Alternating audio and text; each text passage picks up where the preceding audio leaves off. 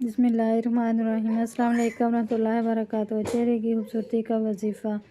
जिस शख्स का चेहरा बेरौनक है और वह चाहता है कि इसका चेहरा पुरनूर और खूबसूरत हो जाए, तो वह सूरह नूर की आयत नंबर 35 को रोज़ाना कम से कम 1 मरतबा बवुज़ू पढ़े।